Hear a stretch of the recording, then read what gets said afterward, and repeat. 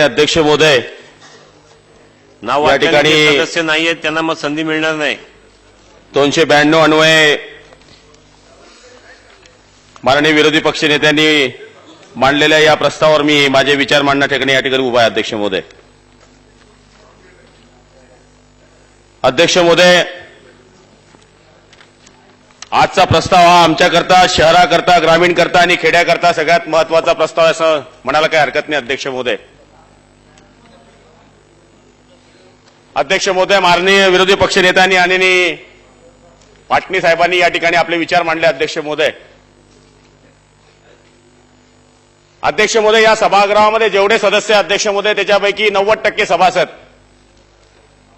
हे जिल्हा परिषदच्या शाळेमधनं या ठिकाणी आलेले. अध्यक्ष महोदय,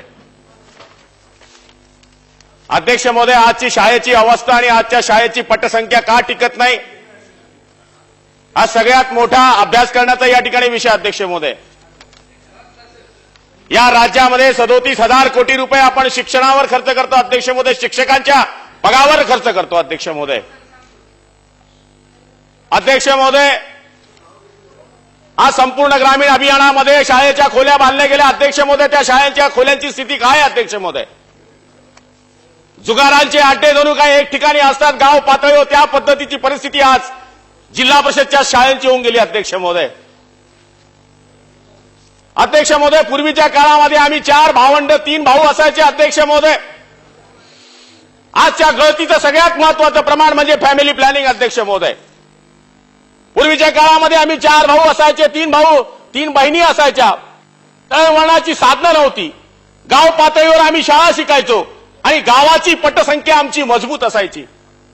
आमच्या शाळेचा शिक्षक पाहिला तर पांढरे कपडे घातलेला शिक्षक, डोक्यावर टोपी असलेला शिक्षक, लांबूनच पाहिला तर लक्षात यायचं की येणारे हे आमचे आदरणीय गुरुजी आहेत.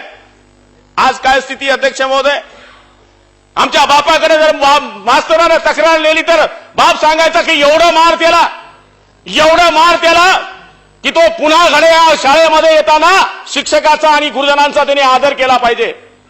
शिक्षण व्यवस्था चांगले काचेचे महल बनवल्यासारख्या शाळा बनवल्या म्हणजे त्या व्यवस्था बदलतात असा माझा विश्वास नाही. अध्यक्ष महोदय, माझा विश्वास आहे. अध्यक्ष महोदय, आम्ही ते विद्यार्थी आहोत की शाळेमध्ये जाताना आम्हाला गुरुजी सांगायचे की शेण घेऊन या.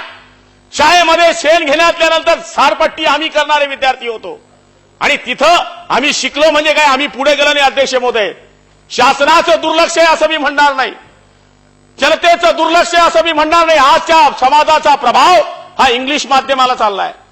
खेड्यातला माणूस म्हणतो माझा पोरगा हॅलो मम्मा हॅलो पप्पी म्हणलं पाहिजे. शहरातला मुलगा म्हणतो की माणूस म्हणतो की माझा मुलगा इंग्रजी बोलला पाहिजे.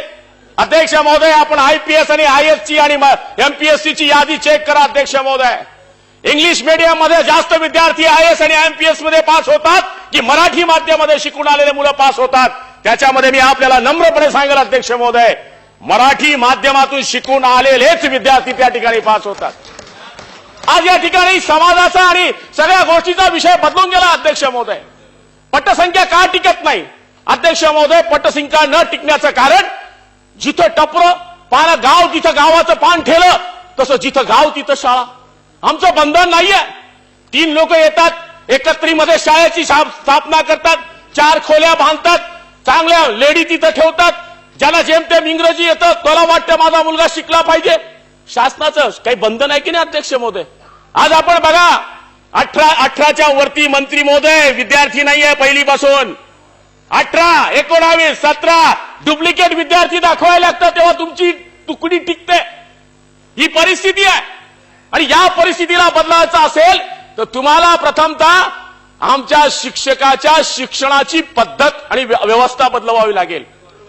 पूर्वीचे शिक्षक काय होते?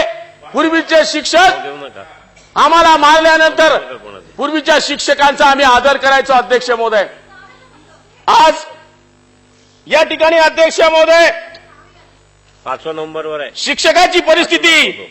या शिक्षकाच्या माध्यमातून 24 लाख विद्यार्थ्यांना या महाराष्ट्रामध्ये शिष्यवृत्ती मिळाली नाही.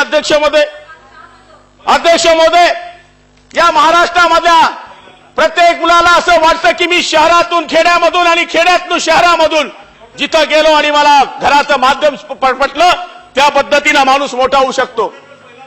आज आमच्या विद्यार्थ्यांची गळती का लागते? एखाद्या घरच्या माणसाला जर इंग्रजी येत असेल आणि तो विद्यार्थी इंग्रजी शाळेमधून शिकून आल्यानंतर मायबापाला जर इंग्रजी येत नसेल अध्यक्ष महोदय, तर माझ्या माहितीप्रमाणे त्या विद्यार्थ्याच्या शिक्षणावरही त्या गोष्टीचा प्रभाव पडतो. आज या ठिकाणी जणू काही प्रायव्हेट लोकांचं जाळं विणलं गेलंय. मी तर सांगतो की फीवर पण बंधन आलं पाहिजे. प्रायव्हेट शाळेमध्ये गेला तर कुठल्या इंग्लिश मीडियम शाळेमध्ये वेगळ्या पद्धतीची फी आहे. आम्ही उठलं सुटलं की शिक्षकांवर या ठिकाणी आरोप करतो. शिक्षक या पार्टीचा आहे, शिक्षक त्या पार्टीचा आहे. पण अध्यक्ष महोदय, आज आमचा पालक त्या क्वालिटीचा राहिलाय का? आमचा पालक त्या क्वालिटीचा राहिलाय? मी एका शाळेमध्ये व्हिजिट द्यायला गेलो. शाळेमध्ये व्हिजिट दिल्या गेल्यानंतर तिथं शिक्षकाची गावाच्या माणसाची भांडण सुरू होतं. विचारलं काय म्हणलंय? म्हणले या मास्तराने माझ्या पोट्याला मारलं. याचं कारण माझा पोरगा म्हणले घरी रिमोट कंट्रोलनं टीव्ही चालू करतो. या मास्तराची हिंमत कशी झाली माझ्या पोराला मारायची? तो काळ आणि हा काळ. माझा बाप सांगायचा, माप छडी लागे छमाछम आणि विद्या येई घमाघम. आज काय झालं अध्यक्ष महोदय? आज शिक्षण व्यवस्था बदललेली आहे. पालकांची मानस्थिती बदललेली आहे आणि जगामधल्या इंटरनेट, टीव्ही या सगळ्या माध्यमातून आम्हाला असं वाटायला लागतं. बोलू द्या तुम्ही. या ठिकाणी असं वाटतं की आम्ही हो पंढरपूर सपोर्टच करतं. मला काय अध्यक्ष महोदय, आता फेर मूल्यांकन काढलं आम्ही शाळेमध्ये. अध्यक्ष महोदय, मंत्री महोदयांना माझी विनंती आहे, 1343 शाळेचं तुम्ही फेर मूल्यांकन केलं.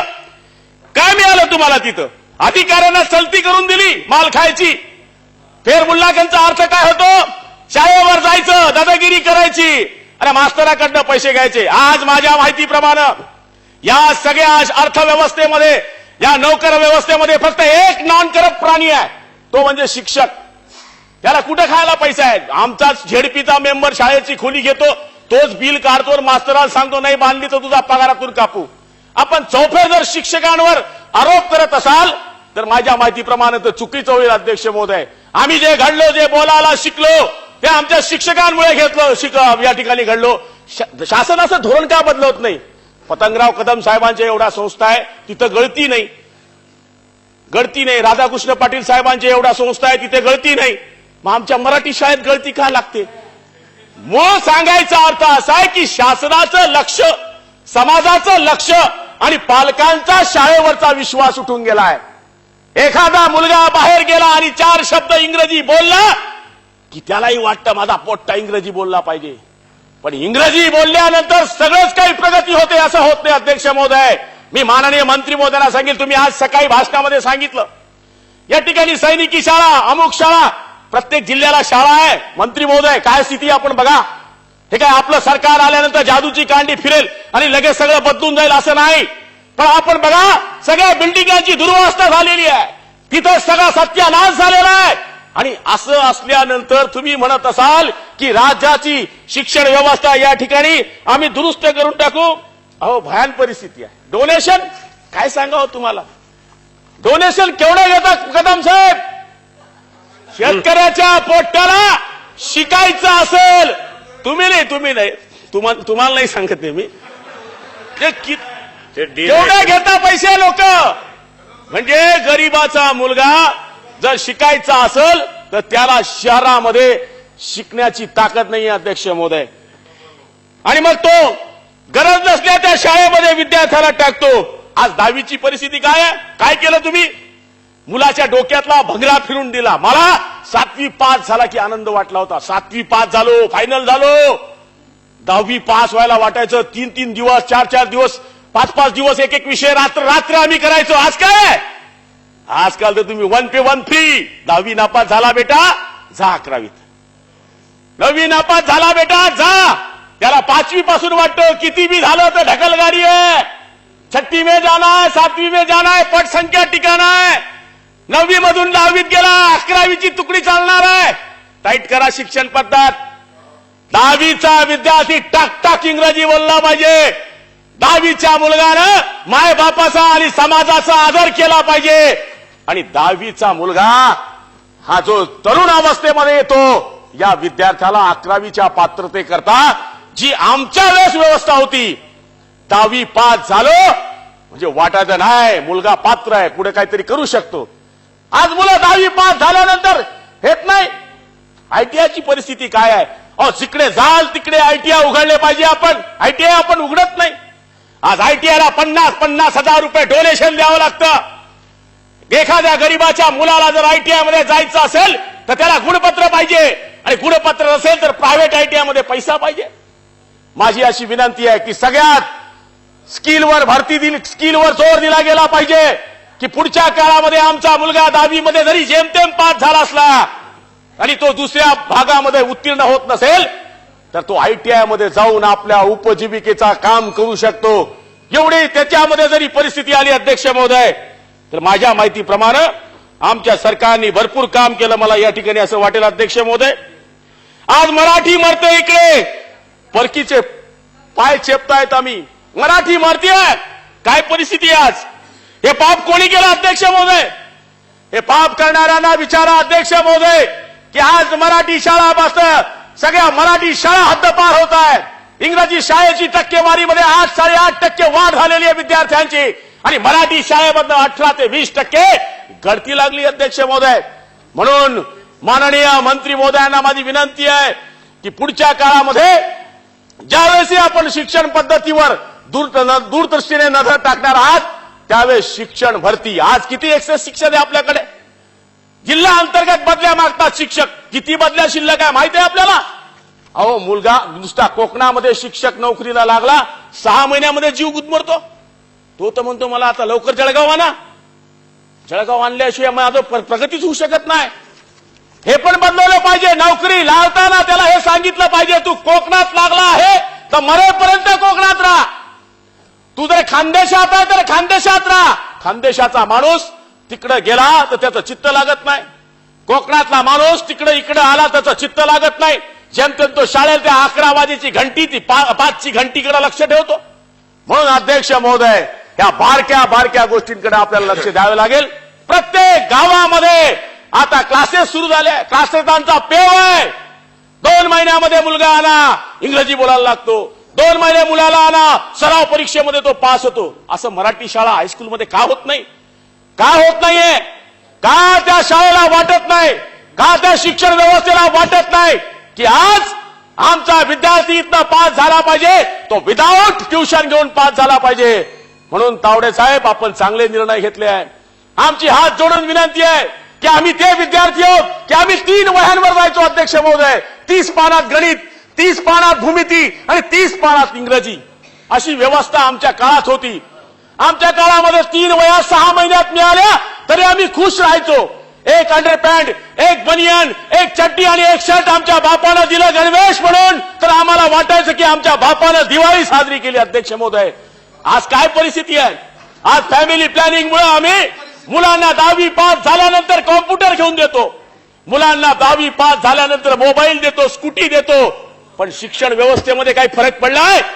आज आम्ही जरी ग्रामीण भागातून शिकून आलेलो असलो तरी या महाराष्ट्राच्या कायदा बनवणाऱ्या संस्थेमध्ये येऊ शकलो अध्यक्ष महोदय.